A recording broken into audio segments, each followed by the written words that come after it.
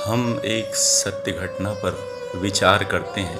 हे मेरे देशवासियों, आप सबको प्रणाम।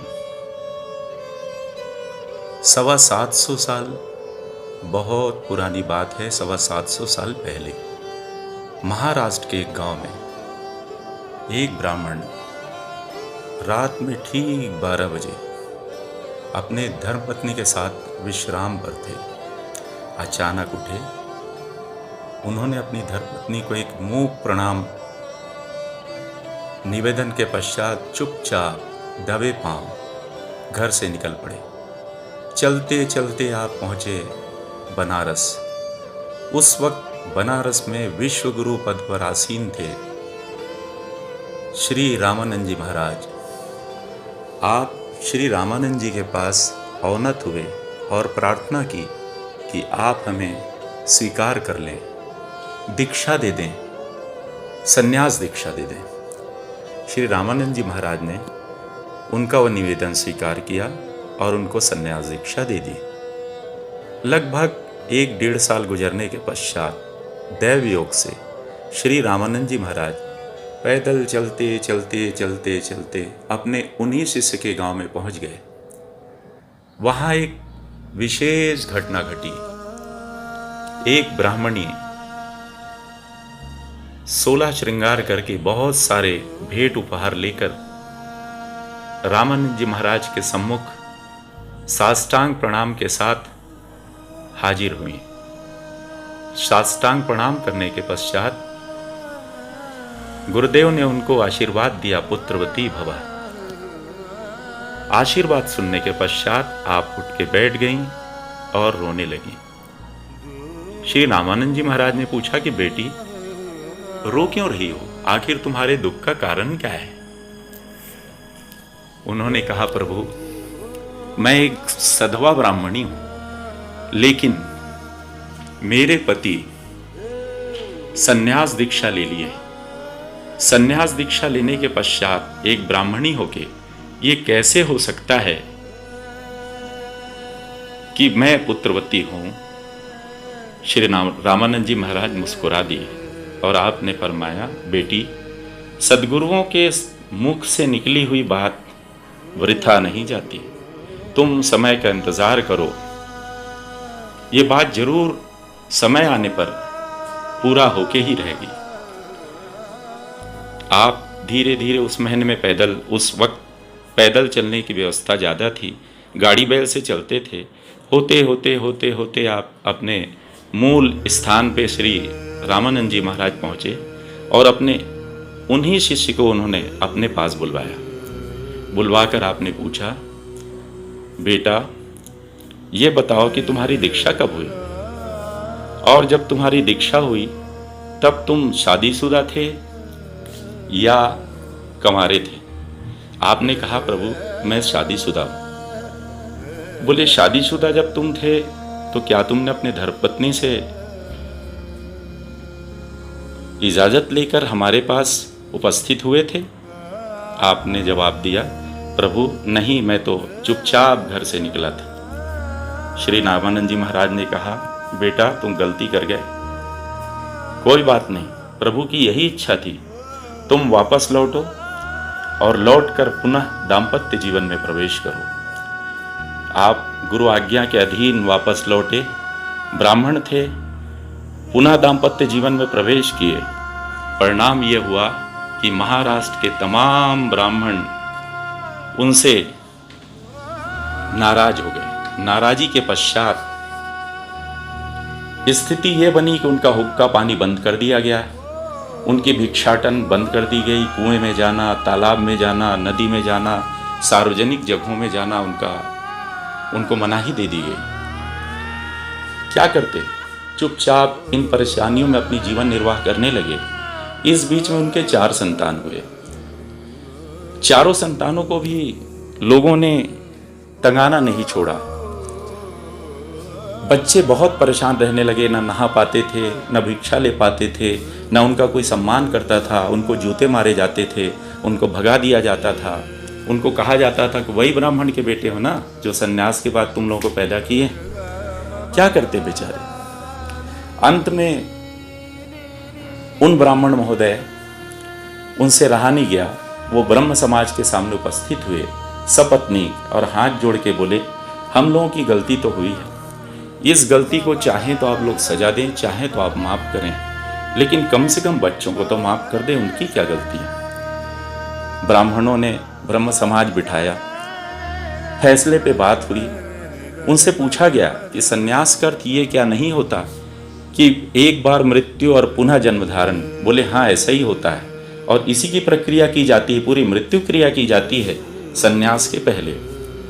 तो बोले तुम अपने फिर मृत्यु को स्वीकार करो, ये सामने नदी है, इस नदी में तुम दोनों पति पत्नी इसी वक्त जल समाधि ले लो, यानी आत्महत्या कर लो। उन्होंने ऐसे ही किया। ये चारों संतान, और इनके पिताजी का नाम था श्री विट्ठलपंत जी महाराज, श्री रामानंद जी महाराज के शिष्य। उन चारों संतानों में सबसे बड़े का नाम था श्री संत निवृत्तिनाथ जी महाराज, उनके बाद वाले का नाम था श्री संत ज्ञानेश्वर महाराज, श्री सोपान देव महाराज और माता मुक्ताबाई। चारों कोटि एक, प्रथम कोटि के संत हुए। संत ज्ञानेश्वर महाराज को तो ये कहा जाता है कि आप श्री कृष्ण जी के अवतार थे। संत ज्ञानेश्वर श्री कृष्ण महाराज के अवतार थे। आपने भैंस से गायत्री मंत्र का पाठ करा दिया। आपके एक शिष्य की उम्र थी 1400 वर्ष, जिनका नाम था चांगदेव जी, जिन्होंने जड़ दीवाल को चला दिया और बहुत सारी बातें। और तो और इन्होंने बहुत अल्पकाल में 22 साल की उम्र में जीवित समाधि ले ली, और इनके पीछे चारों ने, 3 भाई बहन और चांगदेव जी महाराज, चारों ने जीवित संन्यास ले ली, ये जीवित समाधि ले ली। ये 725 साल पुरानी बात है। अब 725 साल बाद एक व्यक्ति, इन्होंने माता पिता के आदेश से शादी की। धर्मपत्नी घर आई थी, इन्होंने हाथ जोड़ लिया और कहा कि माँ हमें इजाज़त दीजिए, हमारा ध्येय कुछ और है। उन्होंने इनको इजाज़त दी, उनकी धर्मपत्नी इजाज़त दी, बोले जाइए। आप हिमालय गए, वहाँ सद्गुरु महाराज का वर्ण किया। सद्गुरु महाराज ने 2 वर्ष अपने पास रखा, ठोक बजा के देखा और पाया कि शिष्य तो उत्तम कोटि का है। उन्होंने उनकी सर्वोत्तमता को देखते हुए ईश्वराधीन आदेश किया। ईश्वर वाक्य ही, ब्रह्म वाक्य ही गुरु के मुंह से बाहर आता है, बेटा तुम जाओ, तुम्हारा स्थान मैदान में है, राजनीति में है। वो वापस आ गए। जानते हैं आप कौन हैं? आप हैं श्री नरेंद्र दामोदर दास जी मोदी, जो भारतवर्ष के वर्तमान प्रधानमंत्री हैं।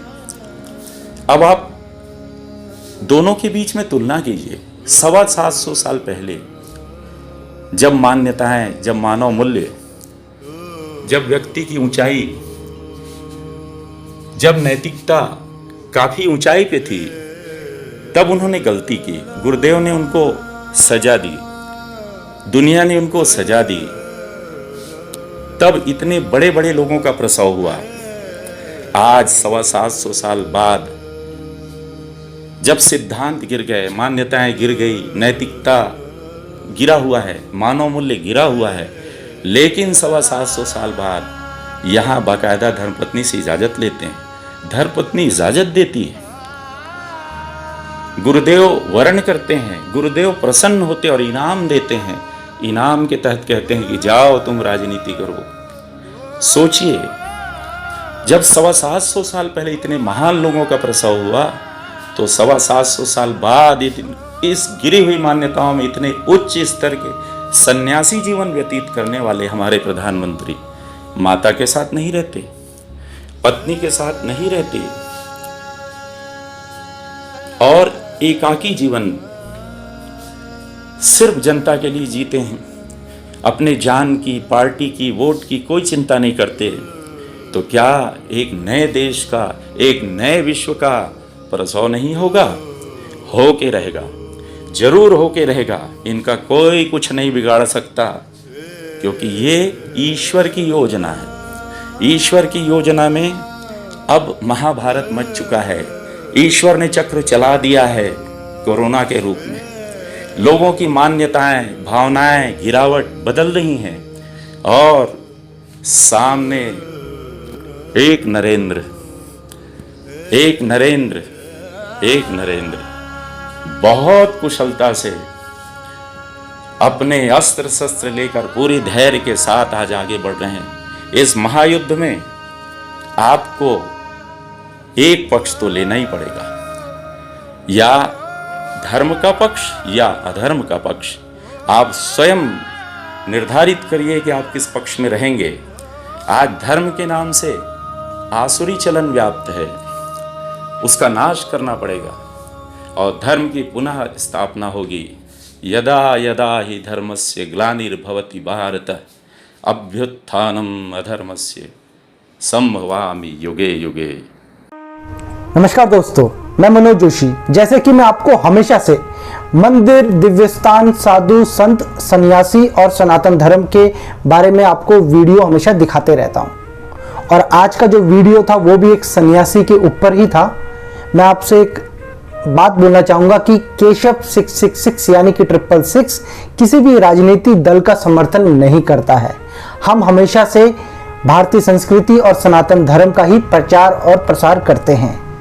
अब आपसे एक विनती है, कृपया करके इस चैनल को आप सब्सक्राइब करें और अधिक से अधिक शेयर करें और लाइक करें। फिर मिलेंगे। वंदे मातरम। जय श्री राम, जय माता की, हर हर महादेव, जय सनातन धर्म।